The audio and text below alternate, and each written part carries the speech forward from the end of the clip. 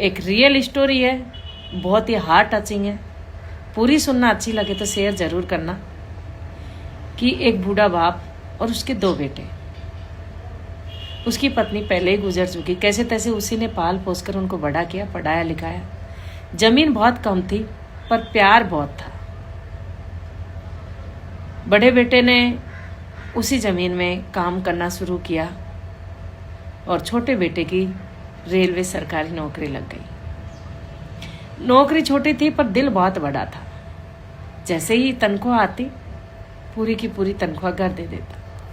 न अपने लिए नए कपड़े न अपने शौक। यार दोस्त कहते यार कुछ तो अपने लिए खर्च कर लिया कर। और वो मुस्कुरा कर कहता कि मेरे घर की खुशी में ही मेरी खुशी है। उसकी शादी हुई, घर में पढ़ी लिखी बहू आई और समझदार भी थी। खुशियाँ और आ गई। समय के साथ साथ उसके घर में एक नन्ही किलकारी गूंजी और लक्ष्मी के रूप में एक बेटी का जन्म हुआ।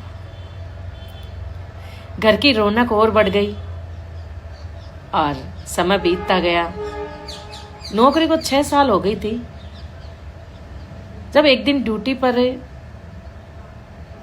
था और रेल में 2 लोगों के बीच झगड़ा हो गया। बीच बचाव में उसके चोट आ गई। सोचा छोटी चोट है, उसे पता नहीं था कि ये चोट उसकी जिंदगी खत्म कर देगी। वो घातक हो गई और उस चोट ने इतना विकराल रूप ले लिया कि उसकी सांसें थम गई। अब घर में मातम छा गया। घर की दीवारें रोने लगी। बाप पत्थर सा हो गया।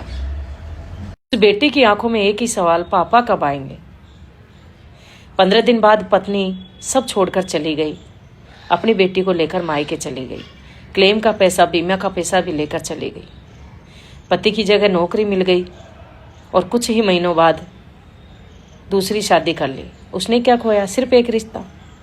उसने तो नया जीवन पा लिया, पर अब उस बूढ़े बाप का सहारा कौन बनेगा? जिस बेटे ने अपनी जवानी घर की खुशियों के लिए लुटा दी, जिस बेटे के पैसों से घर में मुस्कान आई थी, जिस बेटे की नौकरी से घर में खुशियां लौटी थी, आज वो बेटा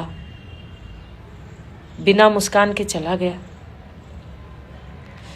एक बूढ़े बाप का सहारा ना बेटा रहा, ना उसकी गुड़िया आई और ना ही उसकी बहू। अब वो हर शाम आंगन में बैठकर हवा की आवाज के साथ ये कोशिश करता है कि मेरे बेटे की आवाज आएगी। बापू माँ आ गया, पर कोई नहीं आता। अब वो घर की दीवारें रोती है। बूढ़े बाप की आंखें बेटे के इंतजार में थक चुकी है। ये रियल स्टोरी है। अगर अच्छी लगे तो शेयर जरूर कर देना।